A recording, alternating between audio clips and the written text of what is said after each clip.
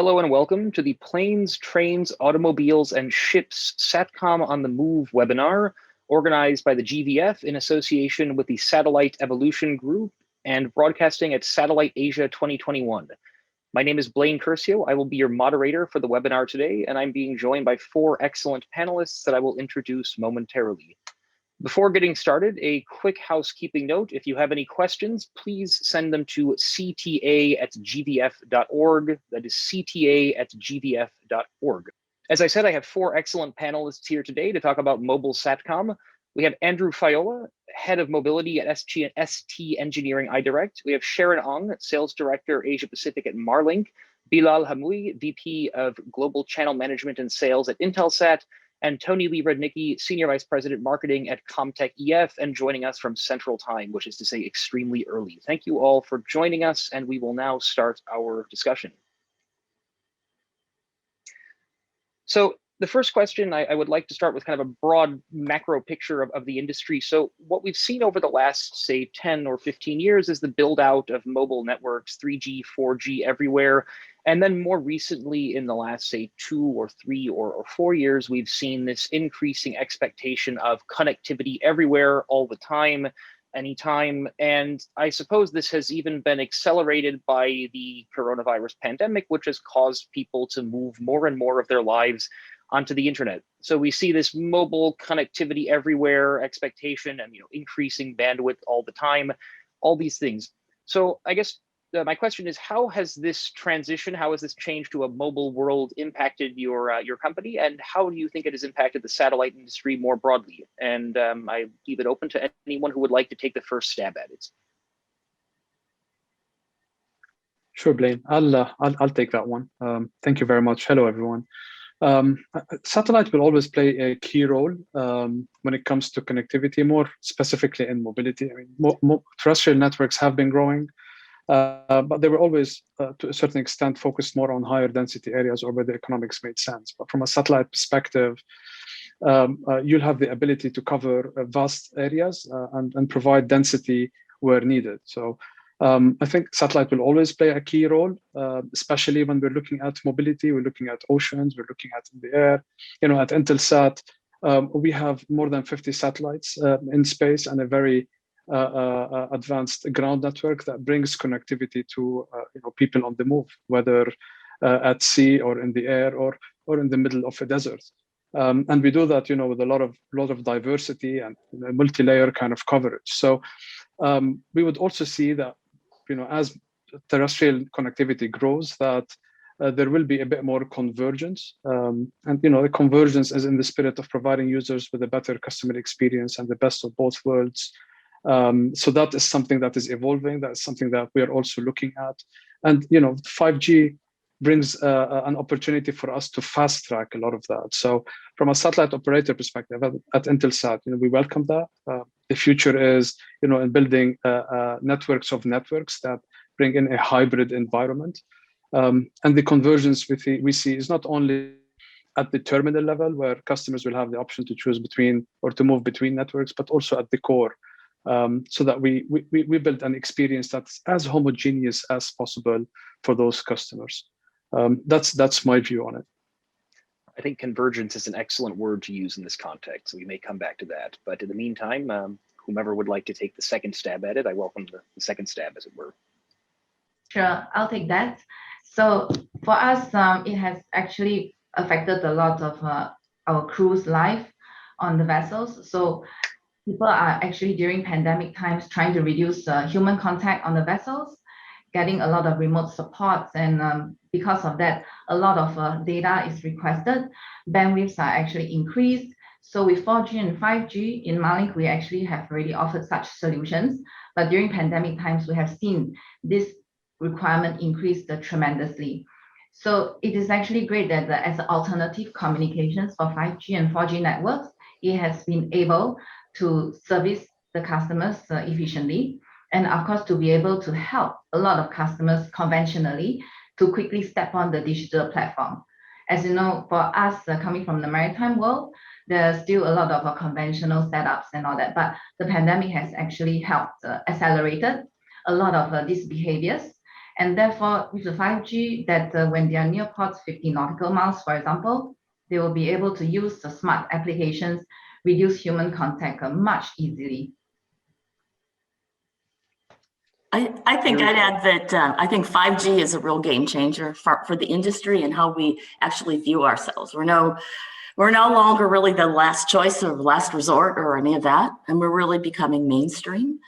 And I think that one of the key parts of that is it's not so much the technology that we've always been so proud of, but it's really the applications and the benefits that come through. Because the whole expectation, as I said, was the network of networks. And now it becomes, because we've been part of it since the beginning, it's a challenge, I think, for the industry. I think we have to kind of say, okay, we're not so unique and so special anymore, and really start to look at how the design of the satellites come together, how the applications drive the benefits, because that's, back to what Blaine said, the whole idea of being connected everywhere, anytime is an expectation now, right? And so the expectation has become much different. And I think as an industry, we have to kind of grow up and show some real case studies very fast on that show how making 5G part of the standard from the beginning made a real difference. Yeah, I think I'd like to come back to that word convergence. And I think that's absolutely correct. I think for many years, satellite was seen as a bit of the ugly stepchild in terms of an overall network. What we've seen really is the necessity to adopt terrestrial standards, adopt things like MEF, like 3GPP standards. And to that end, right, we're seeing more and more of an integration of satellite networks with terrestrial. And ultimately, right, this should be transparent for the end customer. I mean, we've been involved in a number of ESA programs where we've demonstrated 3GPP solutions for roaming. We've done 5G demonstrations over LEO satellites. But I think from a mobility standpoint, the importance of this is how we are going to be able to show that sort of global supply chains can be connected together throughout a journey. And that necessity is in fact driving a lot of what we do, trying to make a harmonious network between satellite and terrestrial. Indeed, and certainly the network of networks is that is something we'll also likely come back to. But just to dig a little bit more into a point that was alluded to by both Sharon and Andrew a little bit, I guess the impact of COVID, and then to Andrew's point about the kind of supply chain and logistics element of that. So in terms of mobility, obviously COVID has been quite impactful initially in a very negative way in terms of airlines and other cruise ships, this type of thing. But to Sharon's point, it sounds like there has been a lot of growth since then. So I guess, when do you think we will reach pre-pandemic levels again in terms of say the industry's overall health, or indeed in terms of your company? It sounds like maybe some of us, it sounds like Marlink maybe has grown since then, but it will be interesting to get some perspective on how far do you think we are from kind of recovering from COVID in the context of mobility and let's say the industry more broadly? Right. I would really think that it's very dependent on the demographics that we are looking at. So if we are talking about merchant shipping, transportation kind of customers, I think they are not so impacted by the pandemic levels. If we look at container vessels, they have booming businesses. I mean, the container prices these days have been soaring. And it's all because of, contactless. People cannot go out, they can't travel. So they are actually buying crazily online. So containers, they are making lots of money, and tankers as well. But if we are looking at another segment, which is cruise lines. So if we were to say when they will go back to a pre-COVID level, is really very premature now. As cruise lines actually came to a hard stop. And when they tried to gradually restart their operations last year, and they got hit with COVID cases, for example, the Norwegian cruise, it's really hard to control the pandemic when people are not vaccinated, for example, and it's hitting all the operations for the cruise lines. But right now, what other smarter cruise companies have done in Asia, for example, in Singapore, they are actually doing very conservative cruise trips that are actually going to cruise to nowhere, 3 to 4 days, and they actually test the passengers before going on board. They ensure social distancing. So it's sort of helping a little bit on getting back, to meet operations, I would say. But to go back to pre-COVID levels, I think it probably would have to, we have to look and see. Probably next year onwards, for cruise lines are very critical. Yeah, but for merchant and transportation vessels, I think they are soaring much better than pre-COVID levels. Yeah, I think just to add to that, I think that it is really varying by segment, by geography. If you look at aviation, for example, in domestic markets like the US and China, they are almost at or back to near pre-COVID levels. The cruise example is a good one where, there's still a lot of uncertainty around sailing, but if you look at advanced bookings for next year, they're already back to pre-COVID levels. Now, of course, there's challenges around individual government regulations, rules around disembarkation, all kinds of things that can still sort of derail a recovery. But I think the biggest thing for me around COVID itself was actually in many ways, and Sharon mentioned this, it was a catalyst for digitalization and adoption of connectivity, precisely because all of a sudden people and things and processes that were analog or required human visits all of a sudden couldn't happen. So a lot of the trends that were starting to come along were really accelerated because they had to come along. And so, we're seeing a lot more in terms of things like adoption of IoT systems, augmented reality, virtual reality, particularly in those enterprise segments. So in that sense, COVID had some positive effects in terms of adoption, particularly in the maritime segment. Yeah, I'd agree with you, Andrew. I think that it just put momentum into everything and expectations, much like Blaine was saying. Everyone now expects things to be connected all the time and everywhere, which I think does make a difference. I would also agree with you that the demographics make a difference on the impact of COVID. I mean, certainly in the US airlines, domestically, obviously, not the international part, but the amount of people traveling is amazing. And I think if you had asked me this question even 3 months ago, I would have never thought that I went to Dulles Airport and it would be as crowded as it was and TSA was as backed up as it used to be. So I think the demographics, I do believe, make a huge difference.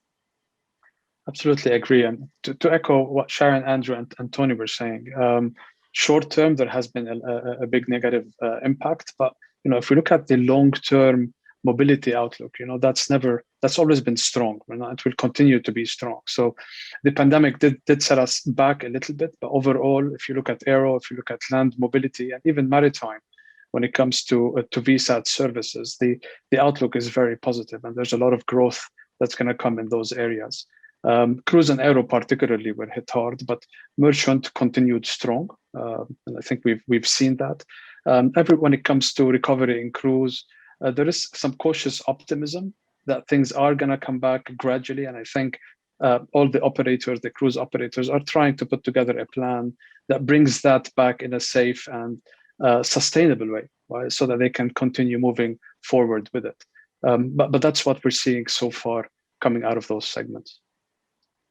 Makes sense. And I tell you, Sharon, that cruise to nowhere, it reminds me, I forget where I saw this, but there was an airport that was offering like an hour-long flight just kind of around the skies. Then you land back at the airport because, hey, there was no air travel for a little while. So that would have been interesting. So I guess digging in a little bit more to some of the impacts of COVID, and I guess to a certain extent, even pre-COVID, we've seen we've seen some of this mobility service providers having financial difficulties. We've started to see some vertical integration or otherwise consolidation across the value chain. And I'm hoping to understand, how is this dynamic impacting your company, and how do you see this impacting your company moving forward, let's say? Sure, Blaine. I can talk on Intelsat. You've probably read that we've recently acquired GoGo for $400 million in December 2020. And that was a great formula, right? Because bringing the best of both worlds, leading satellite operator along with the leading provider for in-flight connectivity. And with that in mind, and having the ability to work within that ecosystem, that acquisition allows us to provide customers with better connectivity, and to meet the growing expectations of higher throughputs while traveling in air, and that's what we're trying to do there. So we look at our current asset base and our current infrastructure, and you look at what's coming into the future. We talk about software-defined satellites.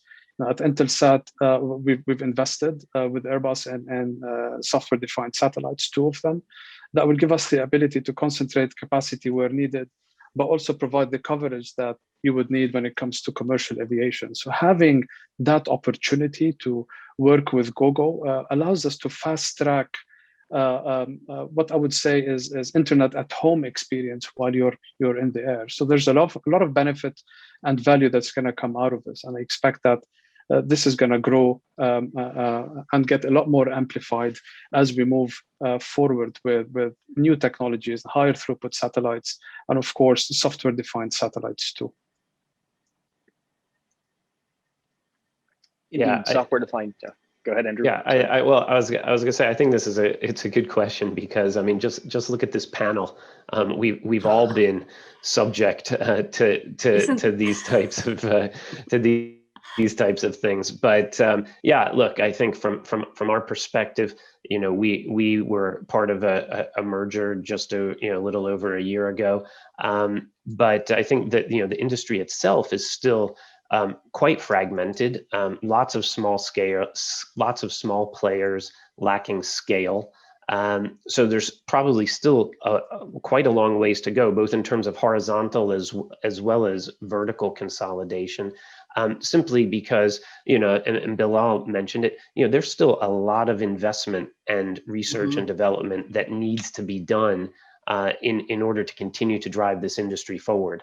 And I think that quest for scale is going to be required to make some of those investments in the future.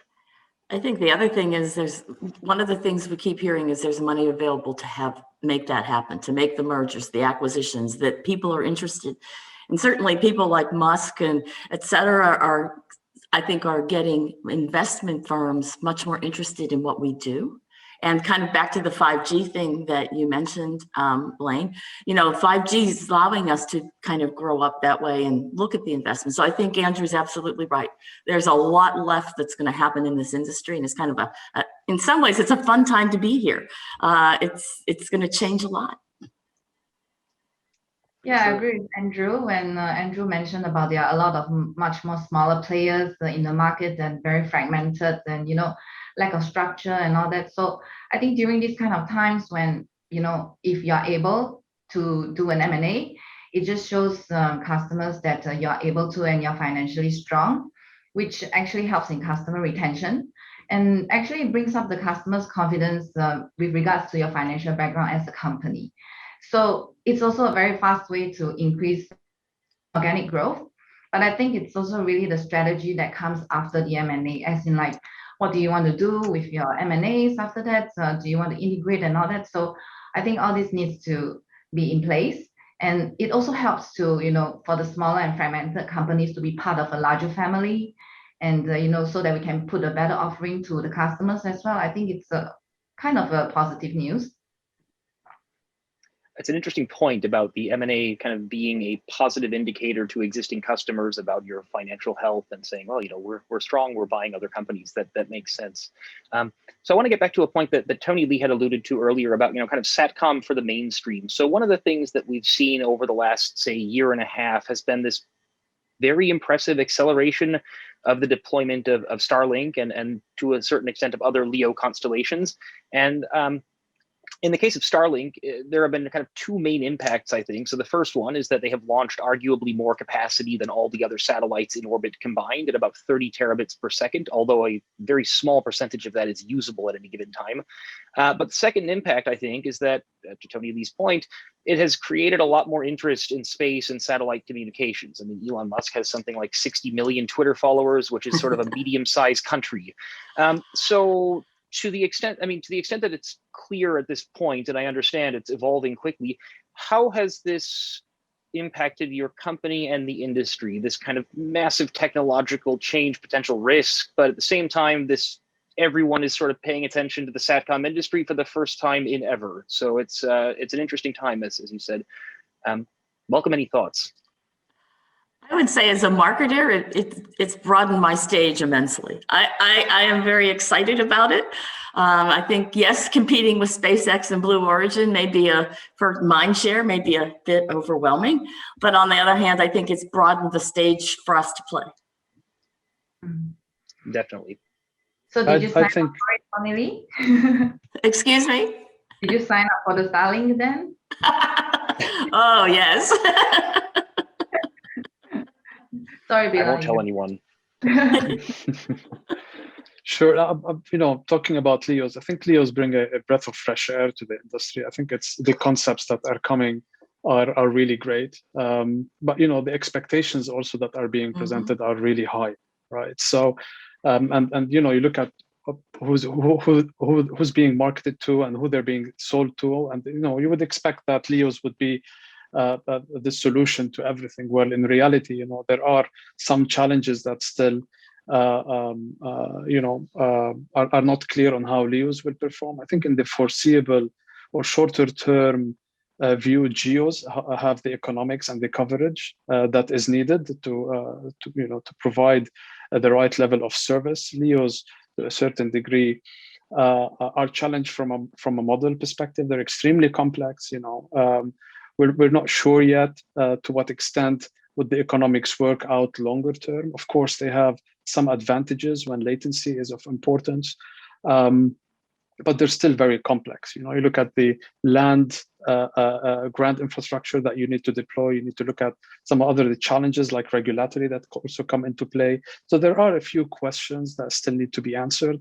And I would think in the short term, the GEOs are well positioned to serve the satellite market, but in the longer term, perhaps there might be the LEO might play a complementary role where latency and other aspects are a requirement and expectation. But that's how I see it. Yes, I think in a sense, the fact that you've got people like Musk and Bezos behind these systems, some of these systems, it brings great exposure and awareness of what's going on in space and what in many cases we as an industry are already doing. So it highlights the types of applications that are available that in some parts of the world, certainly in the verticals that we're talking about today, are in fact required in order to deliver that connectivity. So from that sense, I think this is a good thing. And I think Tony Lee mentioned it earlier, it's attracting investment as well, which helps in terms of delivering new innovations. So I see these new systems as a real positive from that sense.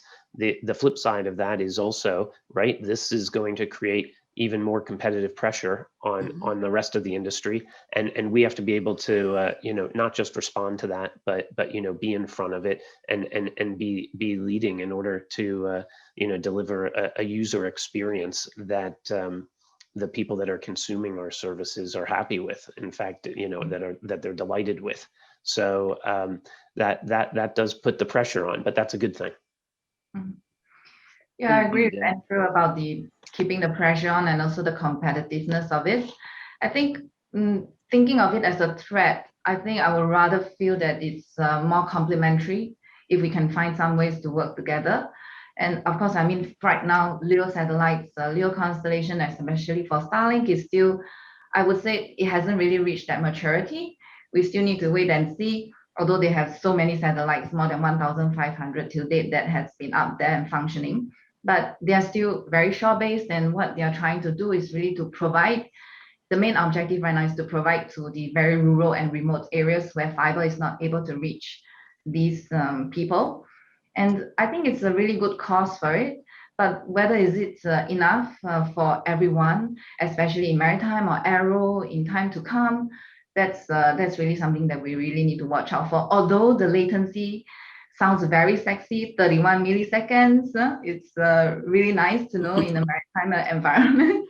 Yeah, CNBC tested in a real life scenario, they're actually delivering 60 to 150 megabits per second, which is really very sexy, like I said, and the latency. But it's still, regulatory issues and how they can service the maritime is still something that, as Marlink, we're also watching out for. Quite possibly the only time that we will ever hear latency and sexy used in the same sentence, but I definitely agree. So I guess just to quickly kind of add to Bilal's point, I guess his earlier point about software-defined satellites, and just conceptually, I mean, if you get a big geo high-throughput satellite with 100 gigabits per second or more that's software-defined and lots of flexible capacity, it becomes quite hard, I suppose, for the LEO constellations to compete on price. I mean, they would need to get to a crazy scale to compete with that. So it does seem like the geo operator, we still have some things in our bag of tricks. So that's always good. So I guess related to this sort of LEO geo discussion, and sort of moving back towards mobility, I suppose. When looking at mobility customers and when speaking with them, is there a lot of perception about difference between GEO, LEO, MEO, or is it basically just give me the connectivity and then if I can get sexy low latency, that's great, but otherwise I just need connectivity? That's a great question. The sexy latency, of course, definitely. Yeah, so Bilal, would you like to go ahead first? No, please, you go ahead. Yeah, so I mean, customers right now, they are not so into whether you're LEO, MEO. I mean, they know that it's coming, and I guess we have all the same problems. Customers here really sometimes neglect their needs and they prioritize their wants, right? So sometimes, it really depends on their requirements, where we know that geo satellites could probably fulfill everything, but the customer will say, oh, but I really want to have a MEO, or I really want to have a LEO. So then, we need to find a balance between that, and we need to see whether the solution fits what the requirements are and also the business alignments from the customer, right? So I guess right now they are not so sensitive about whether the constellation is LEO, MEO, or GEO. So unless we're talking about cruises, so those, where we know exactly about latency that really needs to kick into play. Of course, I mean, MEO satellites are probably more suitable for these segments. Sure.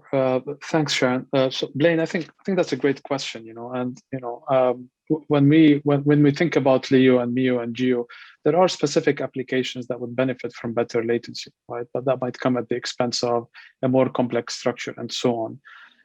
And I think it's important to have multiple orbits and allows you to provide our customers, or overall customers, with better latency or a better experience overall, because that's where we're heading. I would think, though, in the long term, it wouldn't really matter to the customer on what orbit he's really on. I mean, if you look at what we're doing at Intelsat, we're trying to build an ecosystem that would allow us to plug in multiple orbits within our plan, and eventually, offer a better experience to the customer without the customers having to worry about what orbit is serving that requirement. And to Sharon's point, latency in some applications is important, but today we don't see that as a requirement everywhere, right? And getting to the right economics without the need for latency today is served with GEO satellites. But longer term, for example, we're talking about multi-orbits. You look at Intelsat and our alliance with and partnership with the HAPS Alliance. That's bringing even better latency to users out there, and we're looking at integrating this into our ecosystem and working with partners like Airbus and Nokia to do that. So I think overall there is definite benefits from operating in multiple orbits, and we will see that coming as we all move towards providing our customers with a better user experience. Yes, I mean, I'd agree with the guys. I mean, particularly if you look at service providers like Marlink, at the end of the day, the customer wants to be able to do what they need to do on board a vessel or on an aircraft or what have you. The part of that network that we provide might only be one piece of the puzzle, and then it's down to the service providers really to tie together multiple bearers on board the vessel. And near shore, maybe it's 3G, 4G, and you know, out at sea, it's you know, maybe in the future a combination of multiple different orbits. But even today, right, you're looking at bonding solutions in GEO and the like. So a lot of the magic really happens on board where the service provider is tying together these different access networks to deliver a seamless connectivity solution to the customer, and then being able to prioritize traffic and ultimately, you know, as Bilal said, more latency sensitive applications maybe going one way, less latency sensitive applications going a different way, but coming out at the end, you know, improving the experience for the user. Yeah, I would agree. I think it goes back to really the network of networks and the whole idea that it's the application and the business benefit or the expectations. Back to what I think Blaine said, everything's connected everywhere and people really don't care as long as they get to do what they need to do. Indeed, and that is a lot of people have a lot of things going on online. So yeah, that is an increasing necessity. So I guess staying on the topic of kind of the mobility customers and what they're looking for, what their perceptions are, how important is the form factor of the antenna, such as its shape and weight, when we're looking at Satcom on the move? And how do you see the user antenna evolving moving forward? What are some of the areas that are most exciting as it relates to evolution of the user antenna? Well, I think. Go ahead. Go ahead, Andrew. All right. Yeah, I mean, look, from our perspective, we want to see a lower total cost of ownership in terms of operating and operating networks. I think across the different segments we're talking about today, you know, there's different answers to your question. Certainly in an aero environment, you know, a low profile antenna that is, you know, helping to be more aerodynamic, amongst many other things, is important. Whereas, you know, ultimate low price, size, form factor in a land mobility environment is going to be more important. And you know, in different maritime environments where you have more real estate, for example, you know, just looking for that good combination between, you know, size, weight, power, and price, that can help lower that total cost of ownership. And, you know, the terminal cost, when that's blended into a service price, is can be a significant portion of the service price. So it is an area, whatever the technology, parabolic, electronically steered, you know, active phased array, passive phased array. In some cases, that really matters. And in some cases, it doesn't matter so much. But at the end of the day, you have to be able to lower that total cost of ownership. And just a very, very quick follow-up, and then whomever else would like to take the second stab. So mentioning the sort of percentage of the total cost of ownership that is represented by the user terminal, in general, and obviously it's a generalization, but would it be fair to say that at the moment, as bandwidth requirements are increasing quite significantly, the percentage of the total cost of ownership that's coming from the user terminal is perhaps a bit less because you have customers that are buying more bandwidth? Or is it that the price kind of, the lower bandwidth price cancels that out and we basically have a sort of net, not much of a change there? That's a good question, Blaine. I think we're heading in that direction, but at where we are today, you know, the terminals still make up a big part of the cost. You know, we're moving into an area where, depending on what segment we're looking at. So land mobility is specific because it's new when it comes to high throughput services, and there's a lot of potential in that space. But the terminals are, at some point, the terminals are a little bit costly. But I would think that the demand for bandwidth is going to grow in that area as customers see that they have the ability to purchase that capacity for their applications. You know, comms on the move, flat panel antenna form factors are getting better, and the pricing hopefully will also get better. Comms on the pause, you know, really pushing the boundary between true mobility and portability, where we can really call them fully mobile terminals. So that's great, and we're definitely heading in that direction. You know, talking a little bit about maritime, The 1 meter and 60 centimeter antennas are one of those form factors that have been widely used so far in maritime, but we're also looking at smaller form factors coming into play, making it easier to deploy those antennas. So we look at, we're working on a 45 at Intelsat at a 45 centimeter antenna that is smaller, easier to carry, faster to deploy, more focused on regional services today, and is best paired with an HTS service. But you fast track into the future, and you look at what we're trying to do with HTS, expanding that coverage. You'll see that the 45 centimeter and smaller form factor will potentially make its way into a larger coverage area. So I think the form factor is very important. From an aero perspective, the GoGo 2KU has been pivotal for the success of the company. So getting more throughput and getting better capacity in that form factor is at the core of us giving those customers a better user experience. Very, very important, but I think we're heading in the right direction to make those form factors sleeker and better and a lot more cost effective. Yeah, just riding on Andrew's points earlier about the environment that dictates the antennas. So on a vehicle, I guess a moving vehicle, the antenna size and the shape is definitely important because it needs to be robust. It needs to be very mobile, as well as on the plane. Flat panel antennas are mostly very, very, preferred. But if we're talking in a maritime environment where you have more areas where you can actually place larger antennas to have a better signal, better receiving power and all that. So it probably doesn't matter so much on the vessel instead, because the space is, it has some allowance to be able to do that. And back on the Blaine's point about, the cost of ownership and the prices for the antennas. I mean, sure, if you have a lot of customers, you have the economies of scale and you're actually manufacturing more than ever, then of course, then you have the budget power, you have that asking price power to the suppliers, and, back to the total cost of ownership, we can actually help the customers to have a lower cost of ownership as per se. Yeah, that's my opinion.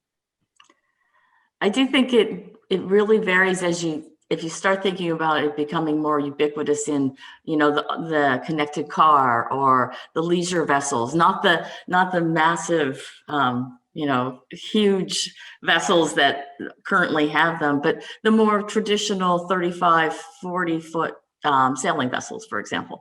So it really does become more important, I think, as you go down the chain, whether it's business jets or leisure vessels or cars.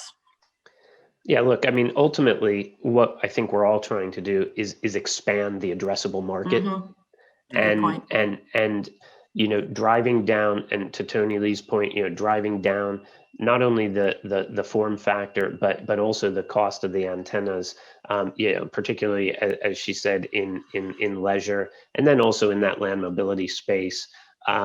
Being able to drive the cost down to a point where someone who has a sort of weekend leisure craft is happy to go out and spend the money for a 45 centimeter antenna so that they can have broadband. This is almost a whole other equation.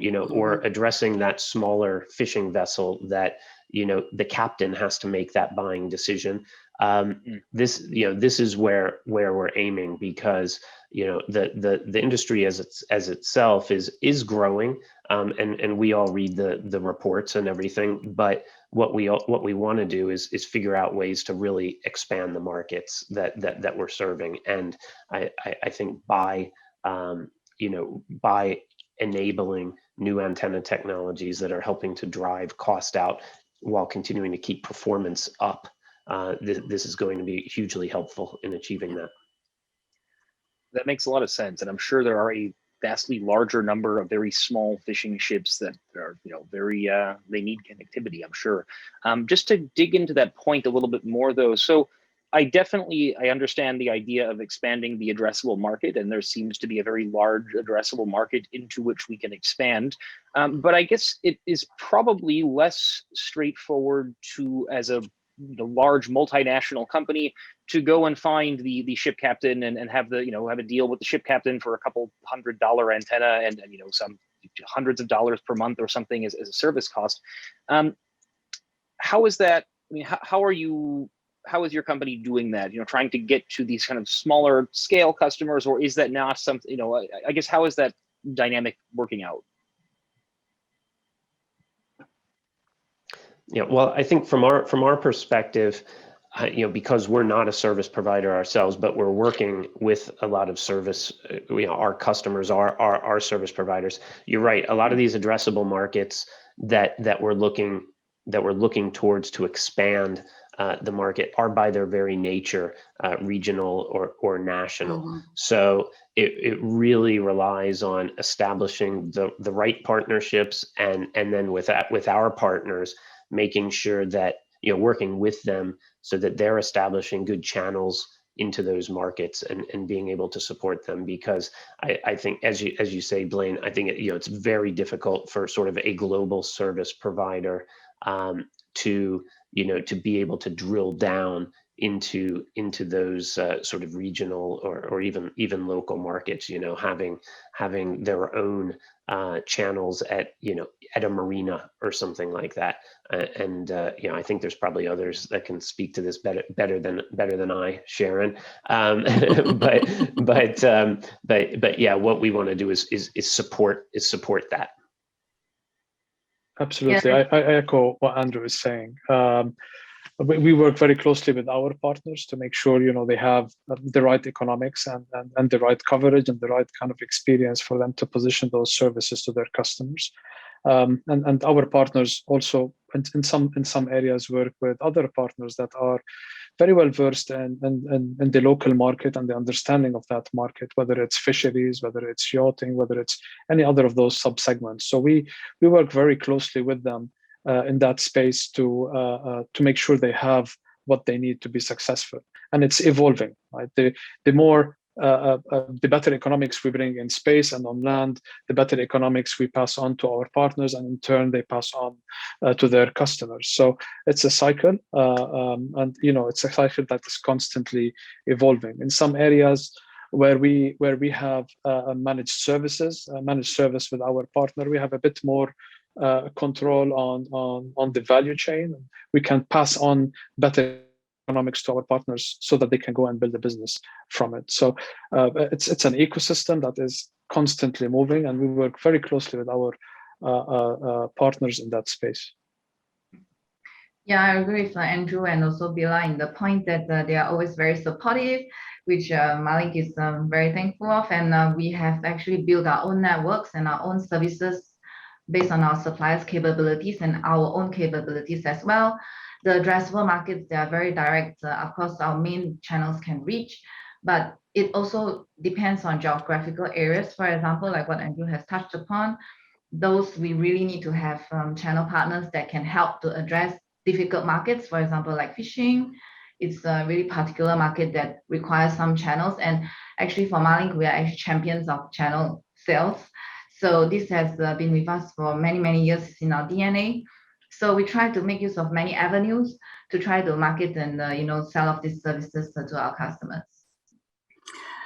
I actually think that one of the things that's going to happen is once we get these antennas and we have the capability to do this, there's going to be a whole different distribution model of the regional players coming to life. So I think it's kind of that extension of the service providers we have right now, but I think it's going to create a whole new market once we can solve the problem. I think it's a very interesting point. And just to follow on Andrew's point about maritime and kind of the localized nature of some of these markets, over the last couple of years, I've done a couple of deep dives into the Chinese maritime Satcom service provider industry. And you see there are, probably over a dozen, and some of them are focused on one single province or one single port, so it's definitely, there's a lot of localization for sure. That makes sense. And I think it's definitely an interesting point by Tony Lee about this changing business model once we start to get ubiquitous low-cost antennas and lots of low-cost capacity up there in orbit. So definitely an exciting time. So to broaden the scope a little bit here, we're going to get into nobody's favorite topic, regulatory. So basically with mobility, it's complicated because you have things that are moving, and moving oftentimes means crossing international borders or going into international waters, or otherwise just dealing with international or otherwise national level regulations. How does this impact your business? And I mean, is this changing at all? Do you see this as a major hindrance, or is it just kind of a cost of doing business? And any perspectives on the regulatory environment as it relates to Satcom-on-the-Move? So I can take that one, Blaine. It's a good question. It doesn't make our work a lot easier, that's for sure. But we also understand that it's necessary for, and for some countries more so than others. And we spend a lot of time working with the regulators, and it's also important for us to show those regulators the value that we have, and kind of build a plan that allows us to open up our services in a few areas. At Intelsat, more recently, we've successfully gained market access in India, for example. One of those challenging things for us to do, and we've opened up our aero and maritime business in that space. So it's a bit more work, but we understand that there is a need for it, and we work very closely with the regulators in those countries to get our services regulated, and to give us an opportunity to open access not only to regional services, but of course complement that with the global coverage that we have today. Not every customer is just looking for a single one region coverage. Some of them would like to start with that, but also augmented with some global coverage if needed.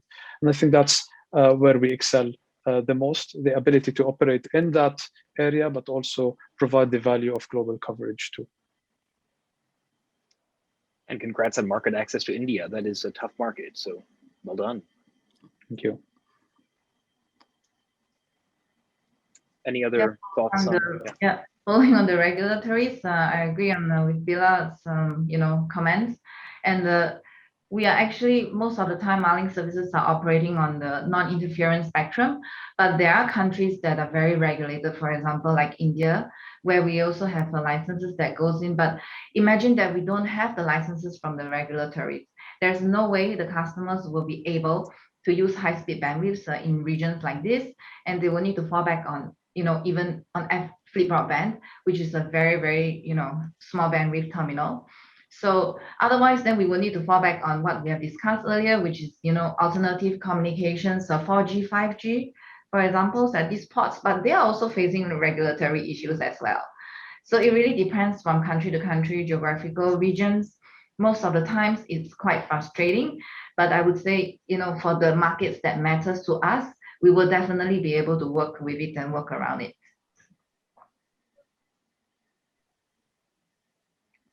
Excellent. Anything else to add from Andrew, Tony, Lee? Not for me. All good. Okay. Well, just a small reminder to anybody watching the webinar, we are getting towards the end, and if you have any questions, please email them to cta@gvf.org. That's CTA, like Chicago Transit Authority. I bet you can guess where I am coming from. Yeah, Chicago, that is. Okay, so looking at the gateway side of things, this is a part of the industry, I think, that does not get nearly enough attention, and we're seeing a lot of interesting evolution on the gateway side, whether that is companies that we've all heard of, like Microsoft co-locating their cloud servers at certain gateways, or whether it's new gateway technology that's more satellite specific. So I guess, what upgrades and changes are we seeing on the gateway side, and how has that impacted mobility applications? I think the changes that we're seeing is that as this market is consolidating, the networks are getting to be fewer networks, although they're bigger. And so I think consequently, the smaller size gateways will progressively decline for the bigger networks. So that's kind of what we see. Yeah, I'd say from our perspective, I mean, if you include, let's say, the NMS, the network management system, in that sort of gateway discussion, that there's sort of constant improvements going on there from a software development standpoint to improve resiliency, to improve robustness of links, as well as the efficiency. But from an infrastructure standpoint, Tony Lee mentioned that we see the likes of Amazon and Microsoft sort of moving the cloud towards the gateway to improve user experience. But at the same time, our equipment as well is on a path to virtualization, and that's moving the other way. into the cloud to be operated either in a private cloud environment or soon to be a public cloud environment. So you've got that going on, and then again, we keep talking about lowering total cost of ownership and the like. It is starting to use, let's say, less specialized equipment, more virtualized equipment, greater densification, so that you can really pack more and more into sort of a given amount of CapEx, as well as in fact moving to as a service based solutions as well. So sort of opening up that flexibility while continuing to help our partners drive down that ultimate cost per megabit per second consumed at the end. I think one of the things you mentioned, Andrew, is the NMS, and I think certainly that that whole idea of an NMS doing the network of networks and raising it up a level, I think is really important. It does, I think, make a real difference in how things evolve from the gateway perspective. Mm-hmm. Yeah, for us, it's not just the NMS. We are also gearing up because we have hybrid networks in our network of networks in our service. So we are gearing up for hybrid networks like welcoming LEO, MEO, and even HTS GEO. And of course, our NMS systems always get upgraded, that Andrew knows very well. And we ourselves are also gearing up to be able to connect to the cloud. We do lots of server hardening in terms of infrastructure wise. And, we are also building drivers to try to get connected. These days we have Microsoft Azure, we have lots of enterprise systems. Yeah, it's the in thing, Amazon, Microsoft Azure, everybody is trying to be on it. So we are also trying to prepare our own gateway to be able to receive all these technology upgrades so that we can help our customers to be on it as well via our service and in our hybrid networks to be really seamless. So I guess it's a lot of work, but never ending work is technology after all. I couldn't agree more with Sharon, Tony, and Andrew. Right? When I think of mobility, a few things come to mind. We need to be able to move between beams a lot better than we did or we're doing today. That's part of the design. But with that in mind, and looking at software-defined satellites, we're going to have more HTS beams coming into play. And Andrew said it. We want to put more beams in within our coverage. That requires us to do better beam switching. And then you take that and you look at it and you layer on top smaller form factors, more sleeker terminals, more cost-effective terminals. So we need to have the ability to support smaller form factors, with that layer of networking. So I think we're all heading into the same direction to provide better economics and a better user experience. And we would expect from a gateway perspective to have the ability to do these things too. Indeed, and big fan of that word densification. And certainly when Andrew was describing the cloud companies moving closer to the gateway and then the gateway moving kind of more towards the cloud, that certainly brought up the image of the word convergence in my mind, because that sounds an awful lot like convergence. So we haven't talked too much about automobiles in this planes, trains, automobiles, and ships webinar. So we're seeing an increasing amount of discussion about autonomous vehicles and all of the wonderful things that's going to mean for Tesla owners. Is that, what role are satellites going to play in making automobiles autonomous, if any? I mean, I think this is actually a great question for discussion and probably worth a couple beers in the bar afterwards. But satellites are already critical today from a positioning, navigation, and timing standpoint. It's just not the satellites that we deal with on a daily basis. But I think there's also different schools of thought around whether an autonomous vehicle also needs to be a connected vehicle. That's another discussion point. But my personal view is that from a safety and regulatory standpoint, if you look at regulations like eCall in Europe for emergency calls from vehicles, I think a level of ubiquitous connectivity is going to be required as autonomous vehicles start to roll out, and whether those are cars or in fact, actually, probably more likely in the nearer term, autonomous trucks that are delivering goods from sort of, on fixed routes from one place to another. But ultimately, I think satellite will be needed in order to provide that layer of ubiquitous coverage everywhere. That doesn't necessarily mean direct connectivity to the vehicle, right? It could also mean indirect connectivity by helping to extend out cellular or other terrestrial networks to the edge. So I think, I absolutely believe there's a role to play, but sort of how and where that develops first is probably still has a little ways to roll. Yeah, I fully second Andrew's comments and feedback on that.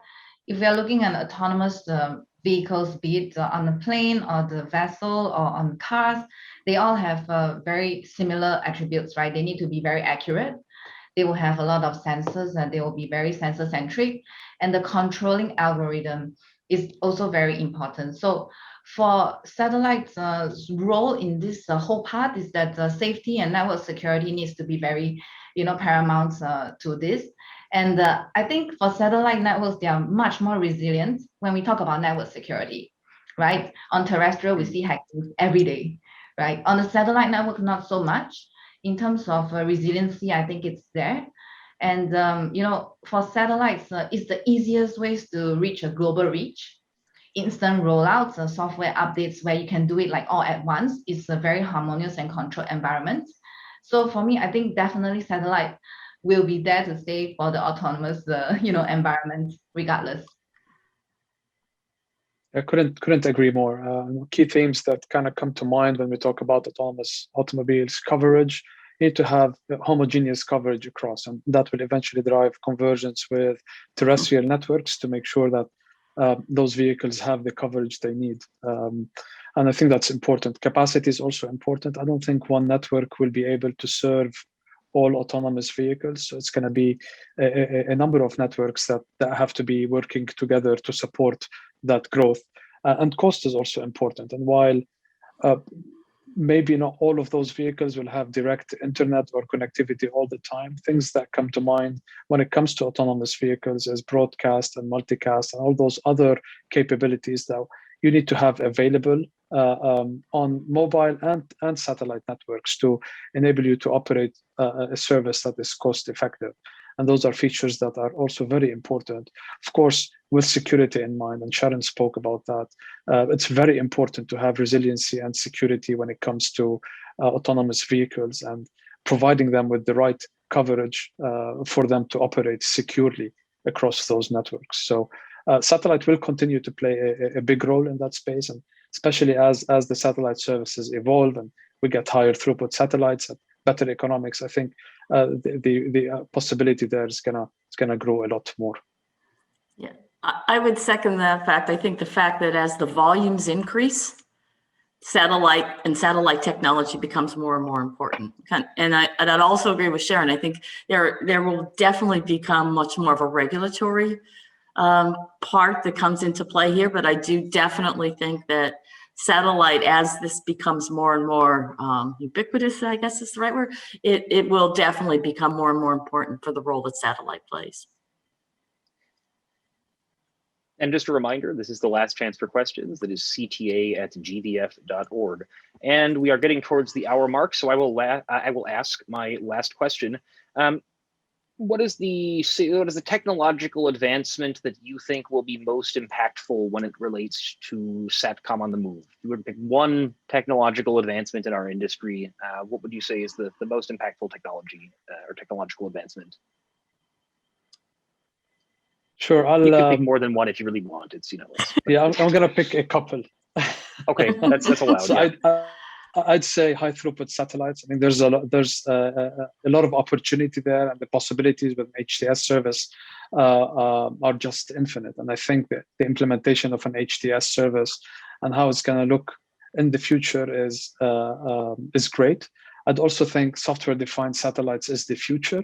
Allows you to put capacity where you want it and how you want it. And I think those technologies are going to be instrumental to the evolution of our satellite service at Intelsat and with others too. I think for me, it's the cloud. Oh, sorry. And just how things change. I think it changes how people really look at things and their expectations, kind of back to the application and the benefits of the application. Yeah, for me, it's really the remote applications, the contactless kind of applications that a lot of customers will be looking out for, especially because of pandemic. They realize that they actually can live without many humans in this whole cycle chain. Yeah, so I think these remote applications for me are something that we need to watch out for. For example, drone deliveries, and a lot of people are already using drones to make deliveries. Yeah, even for spare parts from shore to a ship, within some nautical miles. So, yeah, very amazing. So I guess for me, these kind of technological advances are very amazing and it's really good. Yeah, I think for me, I think I'd probably highlight one technological and one non-technological thing for me. Technology-based network management system. I think, Bilal mentioned, the next wave of HTS satellites are really going to be software-defined satellites. You have to be able to orchestrate how you do beam forming and beam shaping from the ground, how you handle beam switching. There's increasing demands that if you want to provide a good quality of experience on board a vessel or an aircraft or a car, we have to even do better than we're already doing today from that network management perspective. The non-technological thing, and folks have mentioned it here a couple of times already, is simply demographics. I think, the old maritime straw that, people used to go to sea to get away from it all, doesn't happen anymore, right? Cruise ships are competing with shore-based resorts for customers. A Filipino crew that's going to sea on a container ship, he expects to, Blaine mentioned, he expects to be able to do his whole life online, whether it's online banking or Facebook or WhatsApp. So that demographic shift has happened now, and it's irreversible. So I think that's call it a non-technological mega trend that is going to ensure that there's demand continuing to grow. Definitely. And just thinking about Tony Lee's point as it relates to the cloud and the way that's sort of changed people's perspective. Like when I think of, my phone, my iPhone, my laptop, and sort of syncing between these two things, I no longer think about plugging these two things into one another. It's just like, well, I have iCloud and it just, it's magic. So yeah. With that note, so we have sexy latency, we have iCloud magic, and we have planes, trains, automobiles, and ships. So this has been the Planes, Trains, Automobiles, and Ships webinar, Satcom-on-the-Move, at SatelliteAsia, presented by GBF in partnership with the Satellite Evolution Group. And believe it or not, that is the end of our hour. So my name is Blaine Curcio, and I'm Senior Consultant at Euroconsult, joined by my 4 esteemed panelists. Thank you all for your time, and do follow up if you have any additional questions, that being to the audience or the panelists, I suppose. But thank you very much.